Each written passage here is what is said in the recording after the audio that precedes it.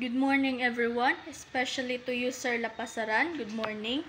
We are the Group 4, and today we're going to tackle about unpacking the self, the digital self. So, introduction. The digital self represents how individuals express and present themselves in the online world. With the rise of technology, the boundary between the real and virtual self has become blurred. So, the concept of digital self nga nagrefer ni siya to how people represent and express themselves through online. It includes also the various ways individuals portray themselves through social media, online profiles, and other digital platforms. For example, ang social media profiles. We all know nga kita man gyud tanan, we have Facebook or Instagram profiles nga nag-include dito ang atong photos, atong post, and personal information nga gi-represent nato ang atong digital self. Another example is the personal blogs. A personal blog where someone shares their thoughts, experience, is a direct expression of their digital self. So, kani siya nga topic explores how digital tools influence self-identity and behavior. Defining the digital self. The digital self is the online version of one's identity. So, ang digital self daw ay isang online version of one's identity o ating pagkatao. It can be formed through social media and profiles like this. So, mabubuo lang daw, mahimo lang nato siya ang online account, ang online version through social media profiles and online activities. For example, Facebook, Instagram, Twitter. So, sa pamaagyan na nila, pili ta maghimo og mga account. Here's the example of a virtual. It reflects either the real self or an ideal version chosen by the individual. So, Students studying well. sa real self, pili ta pili na to ipakita ang atong pagkatao, like sharing or posting our activities in life, ang sa atong ginahimo ron, or pwede nato ipakita atong mga kapamilya ana, pwede na mo share sa atong kaagi. And sa ideal version naman is isang taon na post ng mga edited lawan. So ang ideal version is mga dami account lang. For example, nagpo-post ka og mga nonsense video or nonsense pictures na wala nag-reflect sa imong kaugalingon, which is ang ginatawag na ideals version. The role of mobile phones. Mobile phones shape digital self-truth communication and self-expression. Kani kay example ani si Facebook, sige ra kag post dito, tapos sa personal hasta ni mong ulawon, dili ka maga istorya pero truth ani ay tungod ani mobile phones na kuani mo imong kuan ba kani di allow constant connection to digital world. Nag-allow sila og connect sa lain lugar to mobile phones. Example ani Messenger, pwede gyapon sila mag-communicate and mag-istorya, and kaning excessive use may cause defense and weaken in real life. Kani kung mas sobraan daw nimo og gamit, ma-addict ka ug malahi mo ang paki-istorya sa laing tao tungod kay na-addict na ka cellphone. Number 5 is the role of the internet. The internet offers space for learning, discovery, and identity formation. isa-isahon nato na silang tulo aron mas masabtan. So learning. The internet offers vast opportunities for individual to learn, discover new information, and shape their identities. For example, ana is mga online courses, like di ba na may mga naga-offer og mga online courses sa internet, and also education websites like academic journals and Wikipedia. So sa discovery, so the internet allows users to discover new interests, ideas, and perspectives through exposure to diverse content and communities. For example na po nato is social media na po. Platforms like Twitter, Instagram, and TikToks expose users to a wide range of content, trends, and viewpoints, helping them discover new interests and perspective. Another example is blogs and forum. Online blogs and forum dedicated to specific topics, examples of travel, technology, and etc. And the last one is building identity. The internet provides platform for individuals to express themselves, connect with others, and construct their identities through online interactions and self-presentation. So, example again is social media platforms like Facebook, Instagram, that allows users to create profiles that reflects their interest, their values, and aspirations, shaping how they present themselves through others. So the second paragraph is, it influences how people view themselves and others through online content.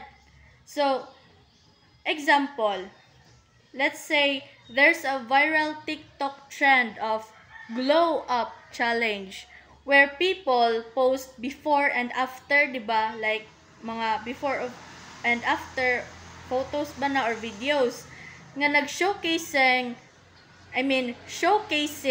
dramatic transformation in their appearance, nga na sila makeup, hair, clothing styles, and etc. So how it influence self-view?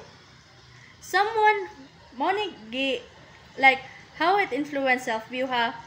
Someone who doesn't feel like they can achieve that level of glow up might feel insecure about their current appearance. They might think nga, I'm not attracted enough, or I need to change myself. Nga need na ko i-change ako sarili para i-consider ko nga gwapa or di kaya gwapo. So this can lead to lower self-esteem and body image issues. So how it influence view of others? It might lead people to judge others based on their initial appearance, ensuring that someone who hasn't glow up is less worthy of attraction or admiration. It can also create unrealistic expectations of beauty and attraction. In short, a trend focus siya on physical transformation nga can negatively impact self-esteem and create superficial judgment about others based on their appearance. So the third paragraph, misinformation and unrealistic standards can distort self-perception. So kani siya diri, it highlights how the spread of inaccurate biased or manipulative content can negatively affect and individuals' understanding of themselves and their core beliefs. For example, the example of misuse of information like fake news. So, definition fabricated news articles or reports designed to deceive readers. Ang impact it can lead to misinformed decision, biased opinions, and a distorted understanding of current events. Examples sa false reports about the efficacy of unproven medical treatments can lead individuals to make harmful health choices. So, another example is body image manipulation. So, altered or unrealistic image of bodies presented as ideas, standards of beauty. The impact niya, it can lead to body dissatisfaction, eating disorders, and a distorted perception of one's own physical appearance. Example sa heavily edited photos na gyud ba on social media nga nagpromote og unrealistic body type. Or in summary, the misuse of information online poses a significant threat to self-perception and values. So, the role of social networking site. Social media platforms like Facebook, Instagram, and TikTok influence self-presentation. Kani siya is let us decide that image want to show others. Kumbaga kaning role of social networking site is natay kagawasan nga mo show sa atong self or walay makabot sa to kung unsa tong i-post through online. Una siya, for example, choosing what photos or caption to post. Di ba way makabuot sa imuha kung unsa imong i-post kay naman tay freedom natay katungod nga mo post og unsa tong gusto. Mo nang the role of networking site. And also validation through likes and comments affect confidence and self-image. So kani po day is maka-affect ni siya sa tuang confidence. For example, mag-post kag image through online din gamay rag like, di ba mawad-an kag kanang self-confidence, kumbaga kuan ka ba kanang ma-down ka kay wala kay ga-likes mo nang dili na ka mag-post kay kumbaga pagtuon mo maot ka ana. For example, pero pag daghang mag-likes, ma-boost po din mo confidence, maganahan ka mag-post ana. And also encourage connection but can create pressure to appear perfect.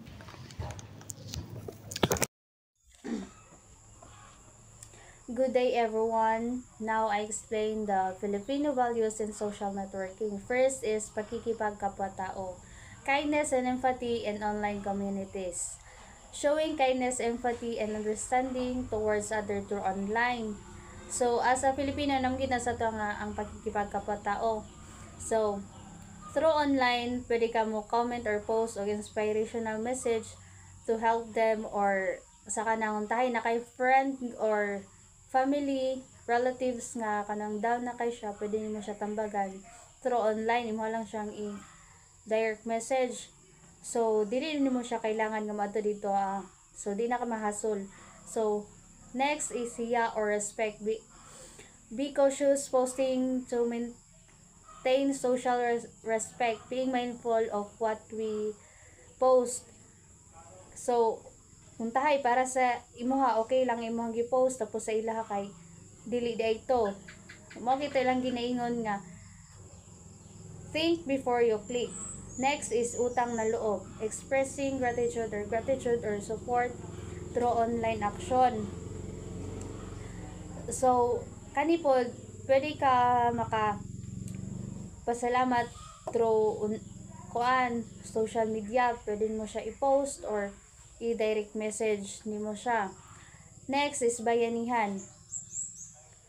Unity through digital collaboration and communities drives, helping together through digital to support a common cause.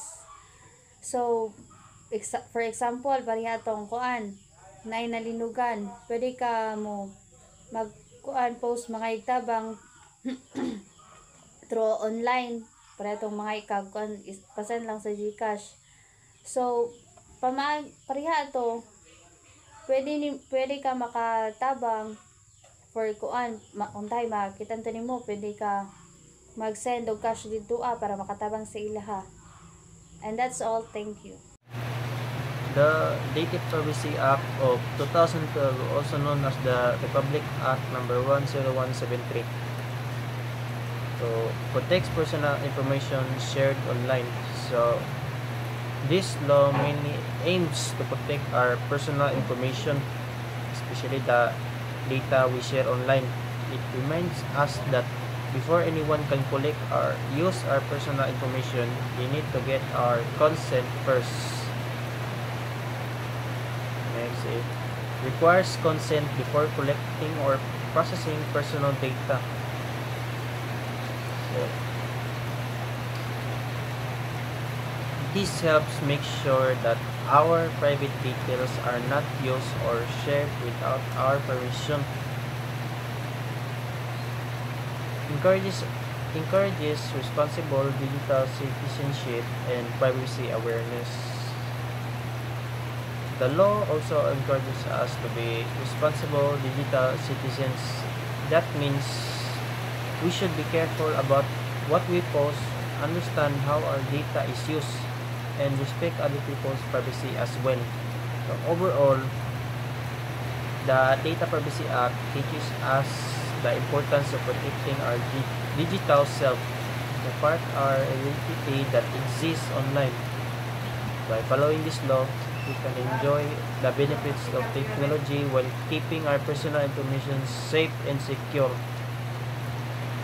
So let's move on to challenges of the digital self. So first is confusion between real and online identity. So ang meaning ani kay lahi-lahi jud ta og ipakita na personality sa online kaysa sa real life. So example ani kanang online, confident kayo ta, magsige ta og post sig story, pero in person kay mahiyain data or even insecure. So for example, example lang ni, ang lolo ni Sidoripa online kay hambog kayo, manghagit pa og sumbagay, pero sa tinuod kay buutan di ay kayang lolo ni Sidoripa og matinabangon. So that shows nga lahi jud ang online og real self sa uban. So next is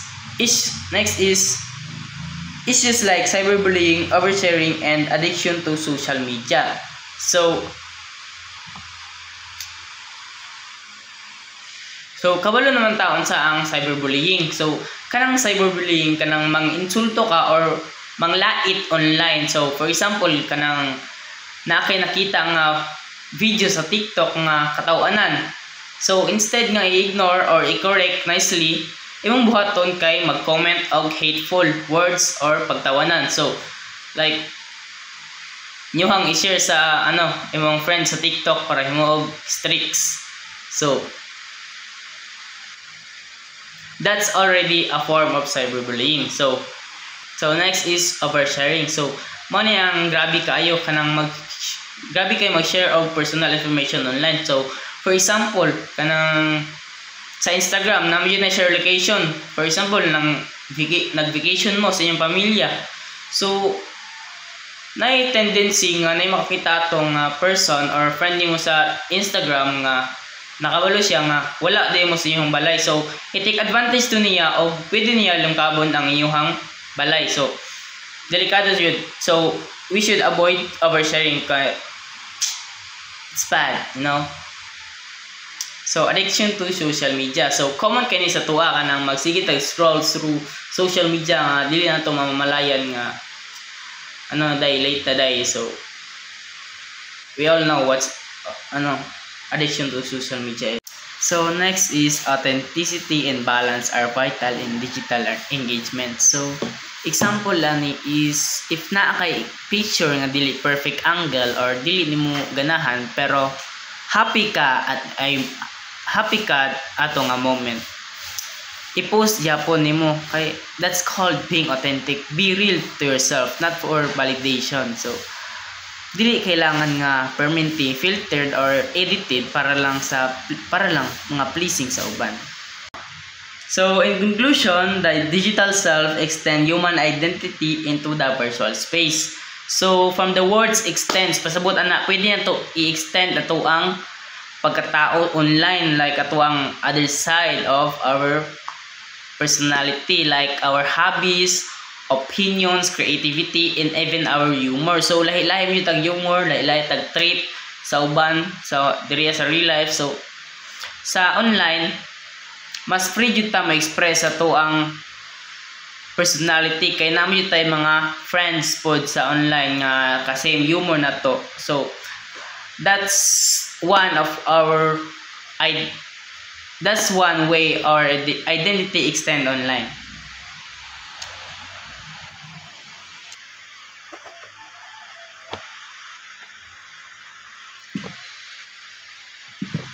So next is it allows self-expression but also presents challenges to authenticity. So ang internet jud kay makatabang jud ni siya sa atoa para ma-express ato ang kaugalingon, pero usahay jud mahitabo nga pwede po nato siya nga